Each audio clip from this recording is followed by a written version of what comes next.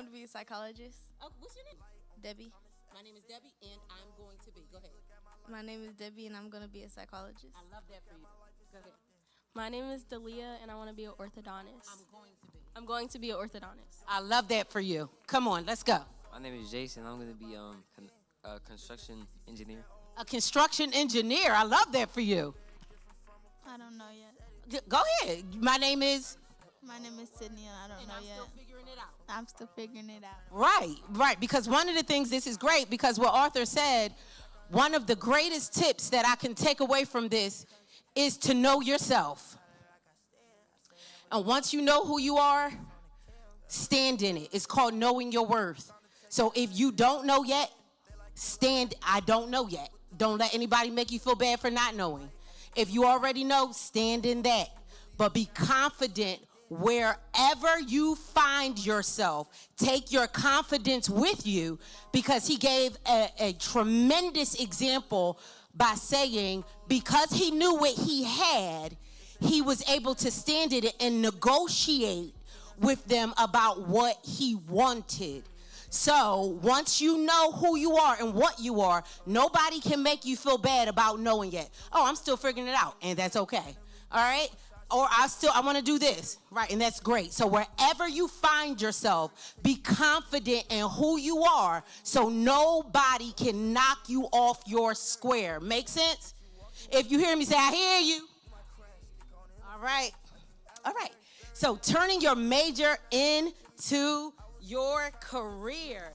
So I want to start off by asking these amazing people, did you know what you wanted the moment you went onto campus? Did you know what you wanted to do? No. Okay, let me help you with your mic.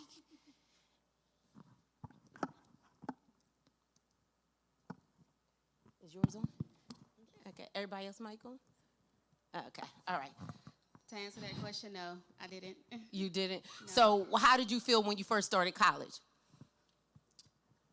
So when I first started college, I was coming from an early college, so I already had the general education out of the way. So that left a small gap for me to figure out what I wanted to do.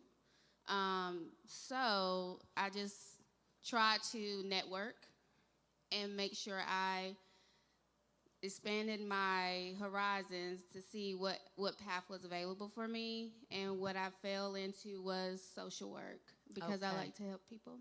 Okay, awesome. Thank you. Keep your mic on. Amen. Okay. So, yeah, tell us. So for me, the answer is yes and no. I knew that I wanted to be a nurse, but I didn't know what path I wanted my nursing career to take. So I think in those cases, exposure and time and networking with others gave me a better idea of what direction I wanted my career to take. I knew, again, that I wanted to be a nurse, but I didn't know exactly how I was going to make that into a career. I didn't think I wanted to be on the floor for the rest of my life. So I still had some figuring out to do, even though I knew the first step. Oh, that's important. We're going to come back to that.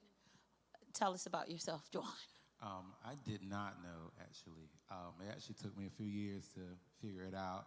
I initially started, because I knew I wanted to do something with art and graphic design, but I actually started out with in mass communications, and then I figured out, hey, this is not for me, so I took some time to kind of figure that out. When you say a couple years, let's So, lean into that. When I was a freshman, they told me, they was like, hey, like you just said earlier, hey, do you know what you want to do? And I was like, no. And they were like, well, it's totally fine. Take your time. You have 2 years. So I spent 2 years figuring out. I did my general ed for those 2 years.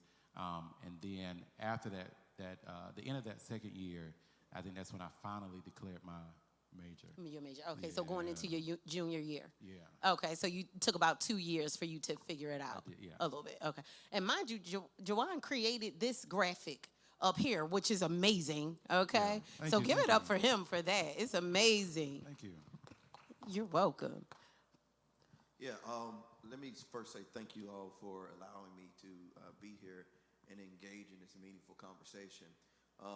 I took a non-traditional route to college, and so I was a working professional before I went to undergrad.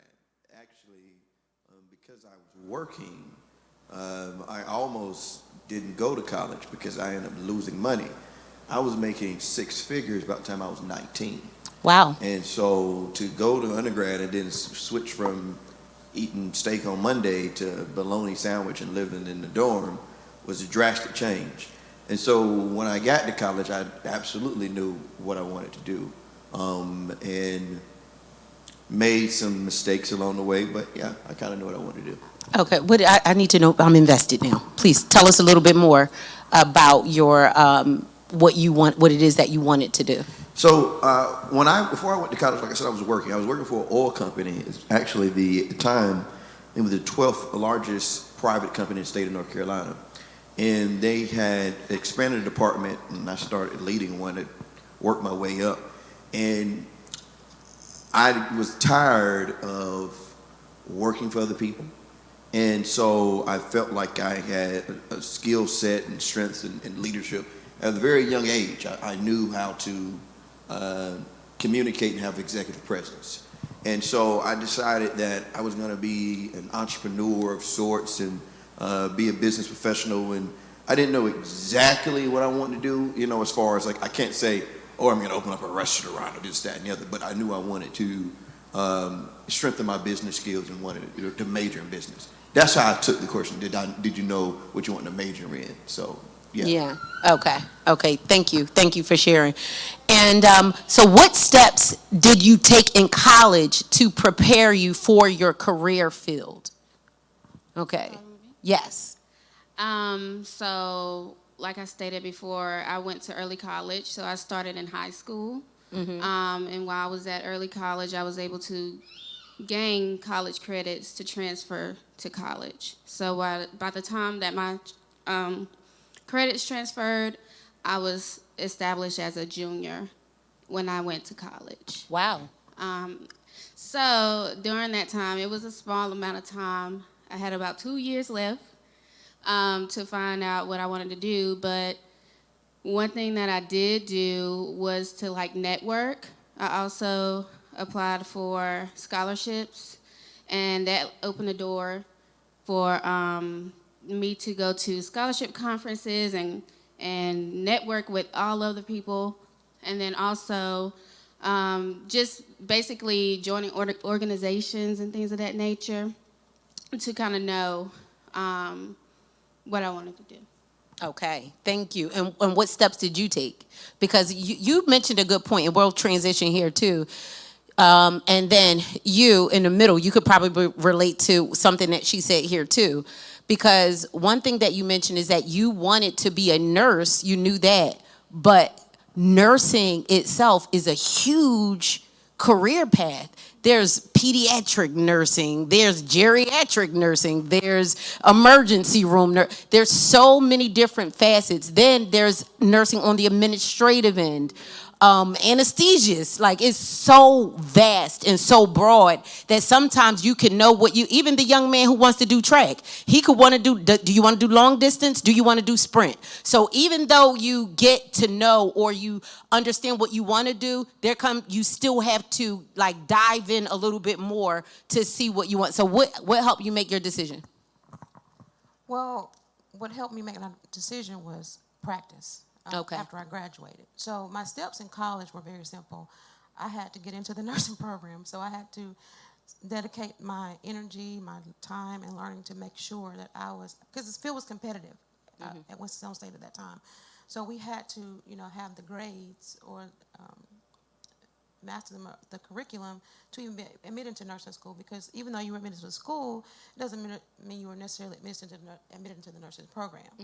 So I guess my first steps were to make sure that I presented myself in a way that when it was time to apply, that I was a candidate for nursing school, which I was. So we went through that program. I should say this, I was on a full scholarship.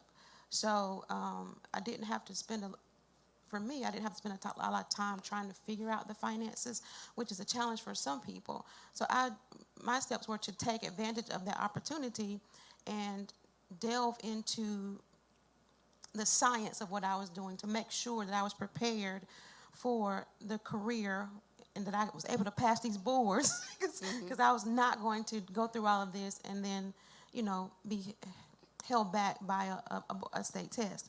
So I dedicated a lot of time to studying. A lot of people say I was a nerd, okay, but those were my steps. And then after I graduated, I took an internship.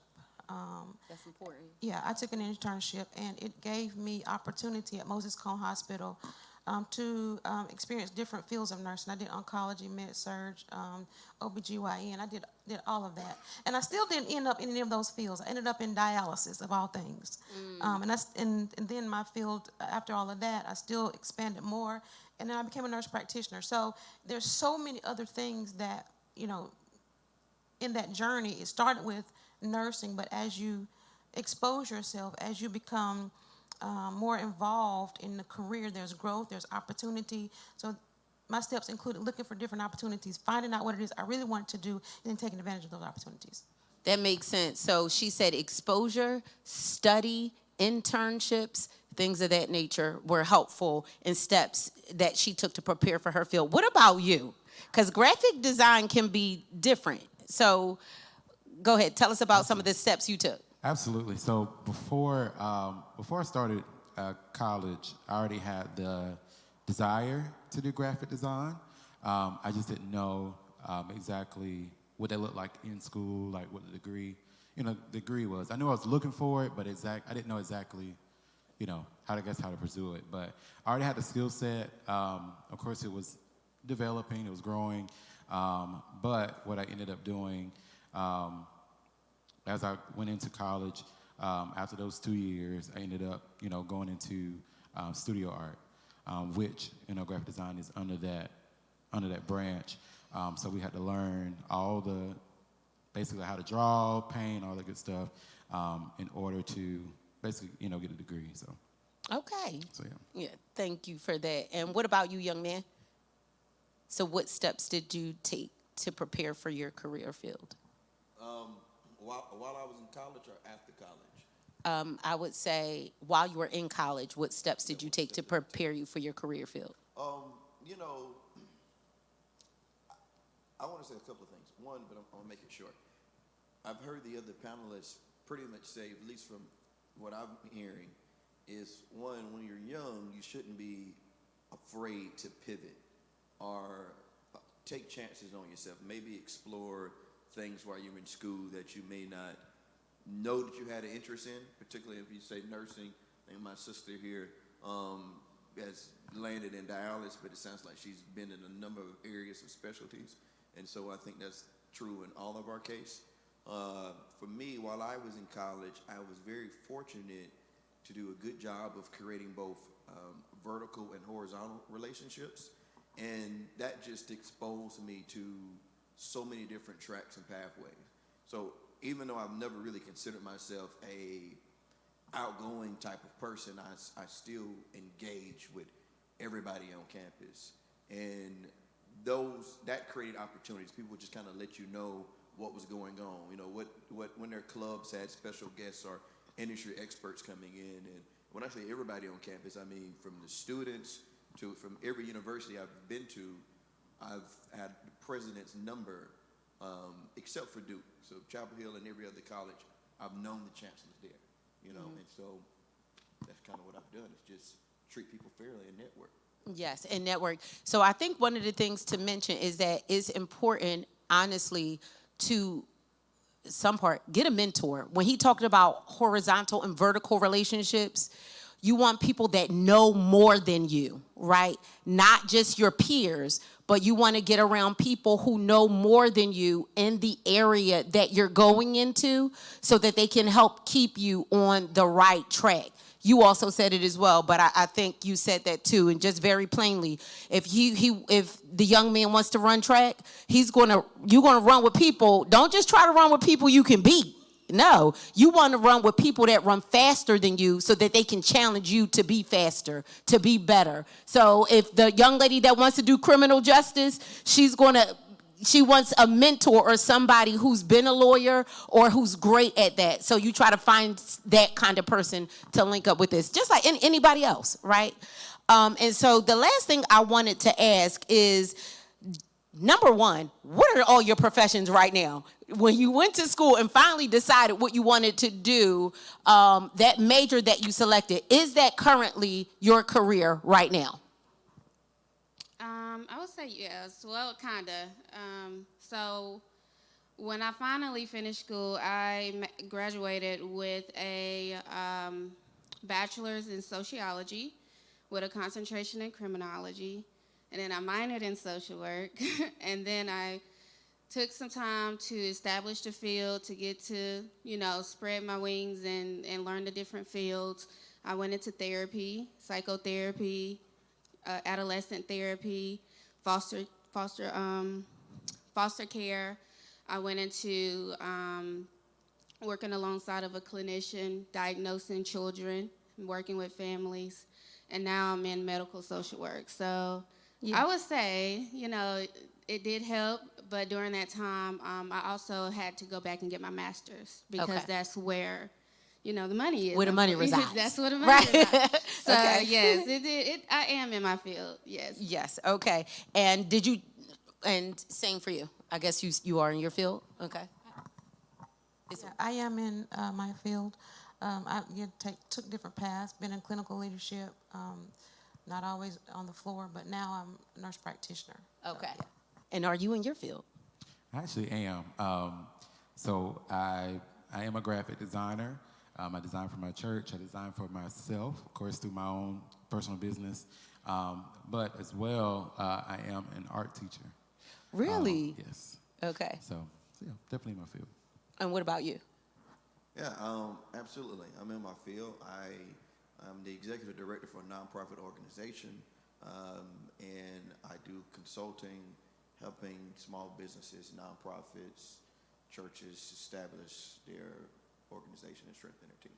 Okay. Thank you. Thank you so much for that. And lastly, what I would want you guys to leave any lasting comments for the young people here. Did you have any challenges from, I think, because Arthur said it, he says he had some great stuff to say. He talked about how he went to school and one of his majors, he didn't want to sing, but it was theology. And it was like, okay, but what am I going to do with this? How am I going to make money from it after, right? So when thinking about that, did you have any challenges from transitioning from your degree into making it a profitable career after? And if so, just very quickly say what that was, just so we can leave them with that. I'll start over here with the men. I'll start over here with the men. Yeah, I think systemically there are challenges that most people face in our community, particularly black and brown people that come from underserved and high poverty areas, which is why I started Next Gen C-Suite Academy. That organization that I'm not over does the hard work of, we tell kids to get mentors, but what does that look like and how do you find mentors and how do you ensure that your kids are being mentored by people who are credible and both safe? And so by partnering with mentors and making sure that our kids are exposed to conversations that high net worth households are having every single day.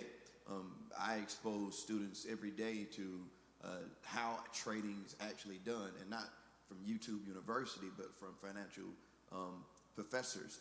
And so I think one of the challenges we tend to have is really not being exposed to people who even know how to help us. Mm-hmm. Because people can have good intentions, but if they don't have the capacity to help us, then only thing they really can offer is prayer. And prayer is good. I'm not saying, I know we're in church. I want you to pray, but I want you to work as well.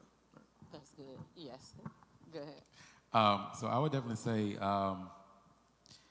from after graduation, again, I didn't know, because I got a studio art degree. So I didn't know exactly what that looked like because, of course, I feel like art is just, freelance. A skill set you can just freelance. but rarely I feel it's not like a profession that you can just say like, hey, you know, here's my art company. You know, it's different It's not a from clear trail. Right. So it's one of those things where you may have to be creative to get you a full-time job, or if you want to freelance, you can do those things. So I actually, after graduation, I did not go straight into being an art teacher. I just continued my doing business for myself, and I worked for I worked for a mental health agency. And then after that year or two, then I went into the art, being an art teacher. I was like, I don't want to just get a degree. I spent all this time with a degree, and I have nothing to show for it. Mm-hmm. So I was like, I need to put this thing to work outside of just having it, being a freelancer, and doing that, as a business. So yeah. Mm-hmm. So it was definitely a challenge because, again, I didn't know exactly what that looked like for me. Yeah. So that was important to note, because sometimes once you get your degree right out of school, you may not get a job right away. Hopefully that's none of you. Hopefully all of you get out of school, you get a job right away. But one of the things he mentioned was that when he got out of school, he had to get creative on how this would bring a regular or steady income for him. So just be prepared for that as well.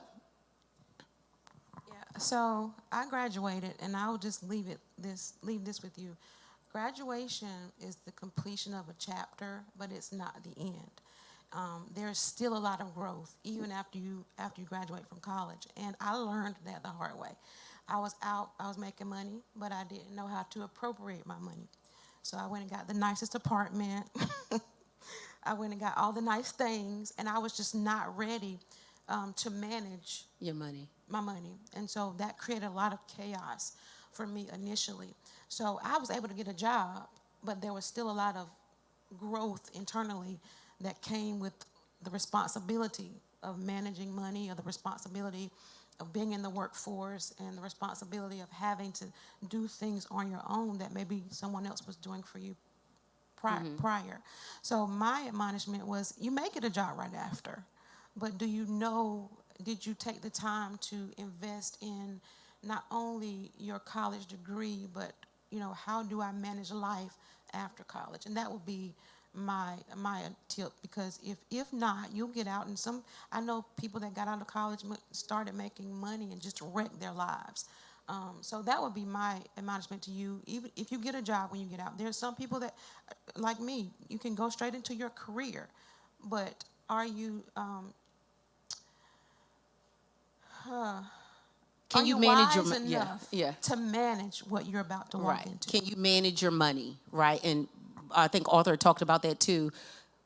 Looking at the career that you want, look at rent costs now. Look at house costs now. Maybe it's $1,200 or $1,500 a month, or $2,000 a month to rent a house or to buy a house. Is the career you're choosing going to allow you to be able to pay your rent and pay your bills? And you may not look at what your bills are. How many people know, by raise their hands real quick, how much money in a month your parents pay for bills? If you know how much you know, okay. Anybody else know? Do you know? That's something to start thinking about, because you want to make sure whatever career you pick can pay your bills, right? And not saying you have to do it all for the money, because that could decide where you want to live. Maybe you really want to do something you're passionate about. It doesn't pay $1 million or whatever the case may be, but now you can decide, all right, this is where I live because I have this amount of money to work with. So that's some of the things she's talking about being responsible with your money so that you can live after you've gone to college. And we'll end it with you, young lady. Does that make sense? Can I get it makes sense? All right, go ahead. And to piggyback off of that, so yes, that was one of my challenges, because I wanted to go into social work, but social work is one of the most undervalued professions. So finding the first job is not going to be you're making big bank. So I had to understand that, and in return, go out, search for different opportunities to put experience on my resume because